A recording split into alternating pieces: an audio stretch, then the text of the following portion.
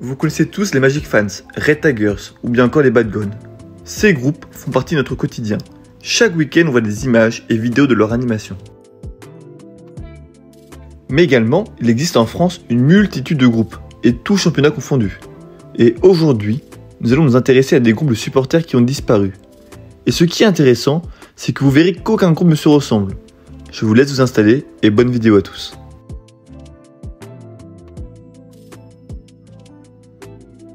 Pour le premier sujet que nous allons aborder, nous partons dans le Forez, et plus précisément à Saint-Étienne.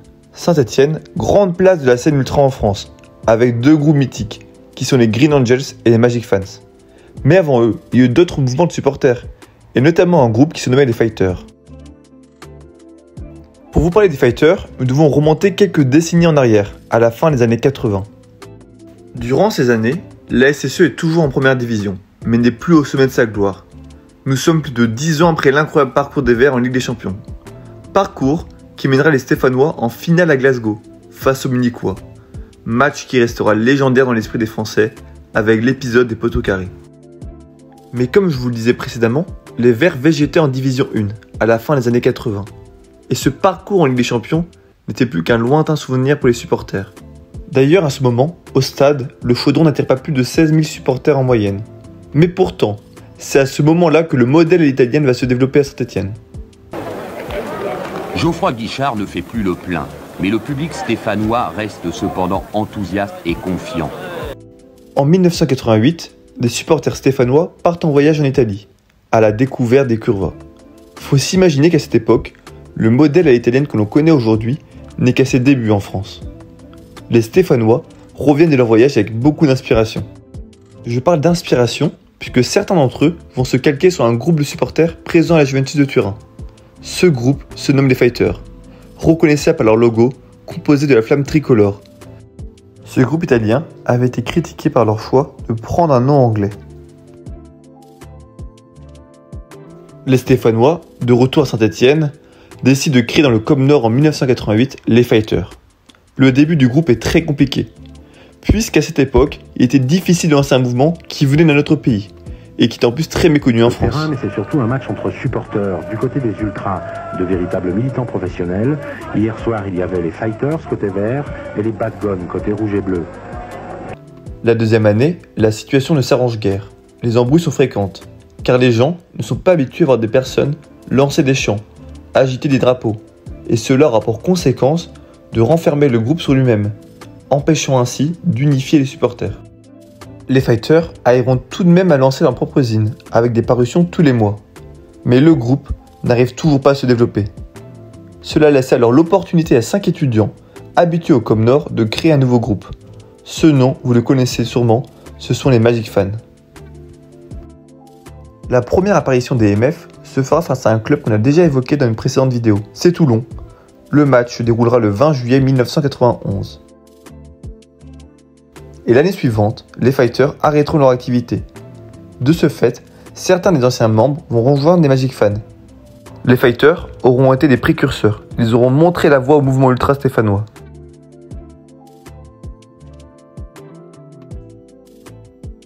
Pour le deuxième groupe, nous allons nous intéresser à un club que je n'ai jamais abordé auparavant, c'est Nancy. Et vous allez voir que l'histoire que je vais vous raconter n'est pas anodine dans la scène ultra française. Nous sommes à Nancy, durant la saison 1994-1995. Le club évolue dans le milieu de tableau de la deuxième division. Une situation peu propice à la naissance de mouvements de supporters. Pourtant, un 8 février 1995, une bande d'amis, originaires de Saint-Max, décidèrent de créer leur propre groupe de supporters, dans une tribune peu dynamique, la tribune Marmite. Tribune située derrière les buts, mais surtout à proximité du parcage visiteur. Alors tout début, le groupe n'arrive pas à s'imposer et ils ne sont pas aidés. Leur nom sniper a été choisi car pour eux, un sniper a un but à atteindre. Et leur logo a un lien avec leur nom, puisque c'est une cible. Mais celle-ci est jugée déplacée par certains, car elle ressemblerait à une croix celtique. Les snipers décident alors de changer de logo. Malgré leur montée en D1, l'ambiance ne décolle pas, et faiblit même, peu aidée par des résultats sportifs qui font replonger Nancy en deuxième division. La saison d'après est plus joyeuse, puisque les snipers vont rejoindre les membres des UN-92, groupe plus ancien situé en face. Les snipers changent de tribune et arrivent en tribune active, la tribune marmite. Ce changement de tribune va redynamiser les snipers. Ils vont alors devenir le moteur du stade Marcel Picot. Leur logo change pour devenir une tête de rat. Et même si au début, l'entente entre les snipers et le groupe ultra, les UN-92, n'était pas au beau fixe, cette relation a commencé à s'améliorer, car ils avaient une passion commune, l'amour de Nancy. Durant la saison 98-99, le bloc des snipers regroupe plus de 100 membres à chaque match à domicile. C'est pas mal pour un groupe ayant seulement 3 ans d'existence. Les snipers ont une particularité, ils adorent la techno. À la fin de chaque match à domicile, ils se retrouvent en boîte de nuit afin d'écouter de la techno. Et à chaque déplacement, c'est également de la techno qui les accompagne.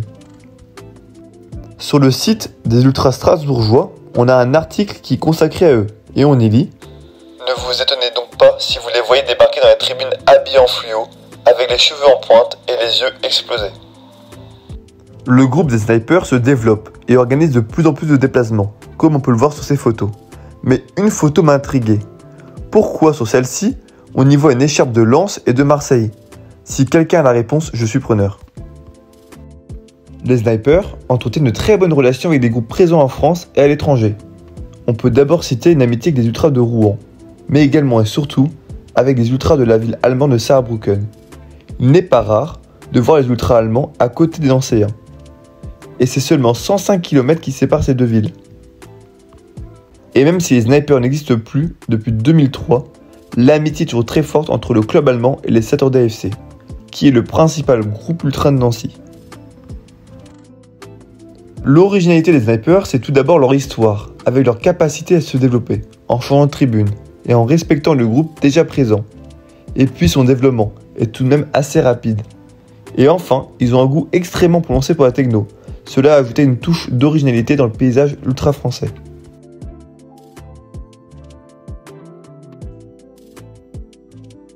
Pour le troisième groupe que nous allons aborder, direction la Bretagne et la ville de Rennes.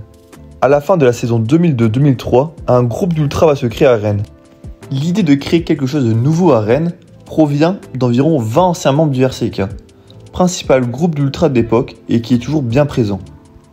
Ce départ de plusieurs membres n'est pas réellement expliqué, mais cela serait dû à diverses raisons. Et le nouveau groupe va décider de s'appeler Brest-Tourmeur, ce qui signifie combattant breton si l'on traduit cela en français. Les BS, diminutifs de Brest-Tourmeur, décident de s'installer en face du RCK, dans la tribune qui est appelée Ville de Rennes.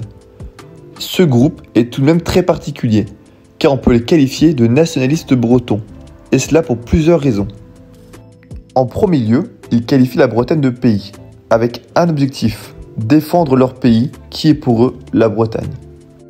Ensuite, pour le logo du groupe, on y voit un celte, avec ce qui semble être une croix celtique. D'ailleurs, les BS vont à plusieurs reprises exposer la croix celtique. Enfin, les membres eux-mêmes se considèrent comme celtes et faisant partie du peuple breton. En témoigne cette vidéo.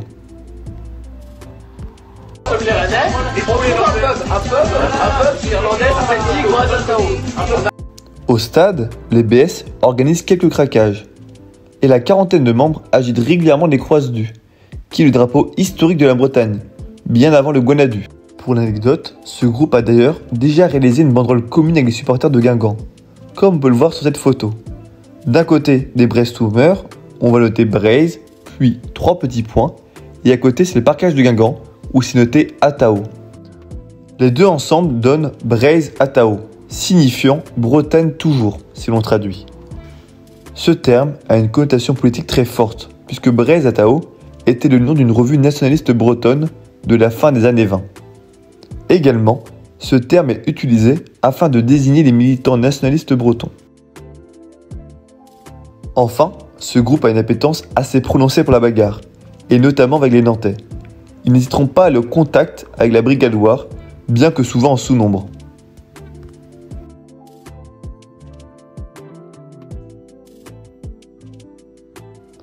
En août 2008, après 5 ans d'activité, les Brest-Tourmeur décident de se dissoudre. Dans le communiqué de dissolution, on y apprend que l'association était sous perfusion. Il y avait des différences entre les anciens et les nouveaux membres, Et puis la base de membres n'arrivait pas suffisamment à se renouveler. Il était alors l'heure pour eux de tourner la page. Et c'est déjà la fin de cette vidéo. C'était un épisode 1. Là, vous avez des idées d'anciens groupes à proposer, je suis preneur. Également, n'hésitez pas à liker et à partager, ça fait toujours plaisir. Et si vous n'êtes pas abonné, faites-le car j'ai pas mal d'idées d'autres vidéos.